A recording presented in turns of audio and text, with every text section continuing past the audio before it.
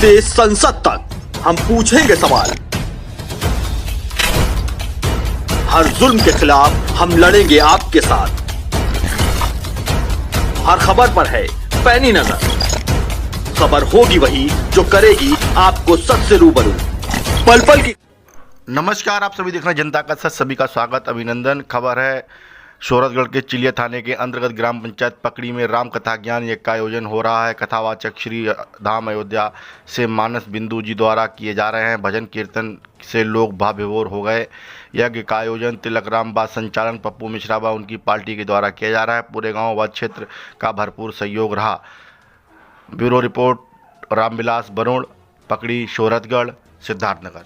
और इसी आश्रम में भगवान कृष्ण, इसी आश्रम में भगवान श्रीमन नारायण राम इसी आश्रम में आए। तो गृहस्थ आश्रम बहुत बड़ा आश्रम है, लेकिन जब आप इसे आश्रम बनाकर चलोगे तब आश्रम कब कैसे बनता है?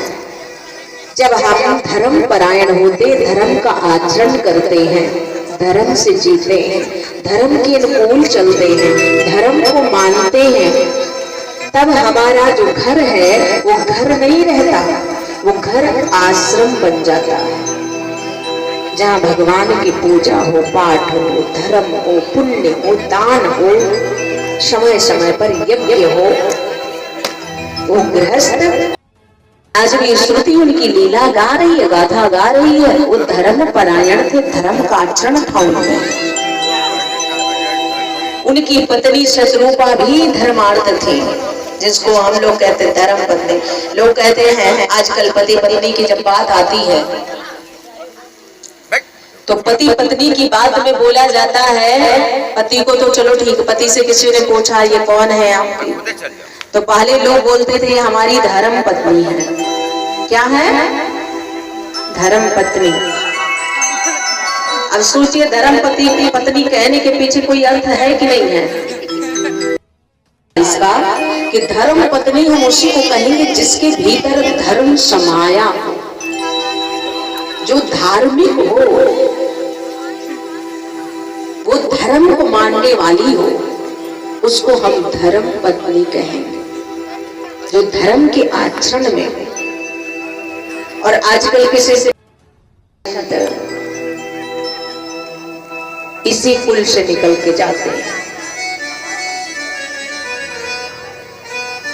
गृहस्थी आश्रम सबसे बड़ा आश्रम है, जहां पर ध्रुव, प्रहलाद, अनेकानेक भक्त जन्म लेते हैं। तो इसीलिए गृहस्थ आश्रम को सबसे बड़ा आश्रम कहा गया है। और इसी आश्रम में भगवान कृष्ण, इसी आश्रम में भगवान श्रीमन नारायण राम इसी आश्रम में आए। तो गृहस्थ आश्रम बहुत बड़ा आश्रम है, लेकिन जब आप इसे आश्रम बनाकर चलोगे तब आश्रम कब कैसे बनता है? जब हम धर्म परायण होते, धर्म का आचरण करते हैं, धर्म से जीते हैं, धर्म के अनुकूल चलते हैं, धर्म को मानते हैं, तब हमारा जो घर है वो घर नहीं रहता, वो घर आश्रम बन जाता है।